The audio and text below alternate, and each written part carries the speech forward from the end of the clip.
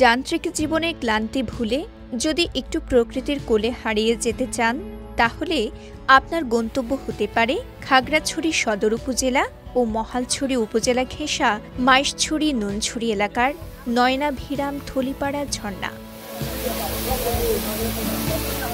পাহাড়ে আঁকাবাঁকা পথ পায়ে হেঁটে কিংবা যানবাহনে করে যেতে পারবেন সৌন্দর্যের রূপ লাবণ্য দেখতে দেখতে।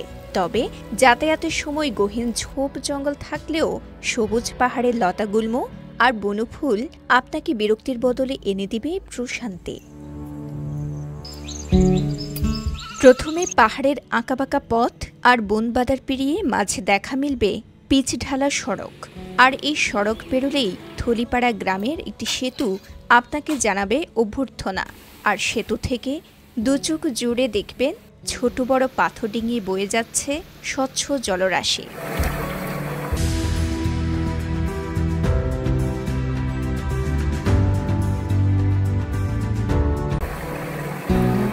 প্রথম দেখাতেই আপনার মনে হতে পারে এ বুঝি বান্দরবানের জনপ্রিয় পর্যটন স্পট দেবতাখুম। হুবহু একই রকম দেখতে হলেও এখানে নেই কোনো নৌকা বা ভেলা যা দিয়ে আপনি ভেসে বেড়াবেন আনমনে। তাই সেতুর পাশ দিয়ে বয়ে যাওয়া কাঁচা সড়ক ধরে একটু সামনে গেলেই দেখা মিলবে প্রকৃতির রঙে আঁকা এক অপরূপ ক্যানভাস, যাতে আছড়ে পড়ছে স্বচ্ছ জলধারা, যা আপনার মন প্রাণ ভরে উঠবে। এখানে যাওয়ার পথে আপনার চোখ জুড়িয়ে যাবে স্থানীয় ক্ষুদ্র নৃগোষ্ঠীর বাহারি পোশাক, ঘর ও সংস্কৃতি সহ নানা অনুষঙ্গে। মনে রাখতে হবে, প্রথম ঝর্ণাটি পেরিয়ে কিছু দূর যেতেই পাহাড়ের চূড়ায় দেখা মিলবে আরও একটি ঝর্ণা, যেখানে যেতে আপনাকে হতে হবে দুরন্ত সাহসী, নিতে হবে চ্যালেঞ্জ। আছে ভয়ঙ্কর গর্ত, আর ভাগ্যক্রমে দেখা মিলতে পারে বাহারি রঙের সাপ, বানর সহ বন্য প্রাণীকুলের। মনে রাখতে হবে, থলিপাড়ার প্রথম ঝর্ণাটিতে যাওয়া সহজ হলেও দ্বিতীয় ঝর্ণাটি বেশ ভয়ঙ্কর। স্থানীয় গাইড ছাড়া কোনোভাবেই এখানে যাওয়া উচিত নয়। আছে বন্যপ্রাণীর আক্রমণের আশঙ্কাও।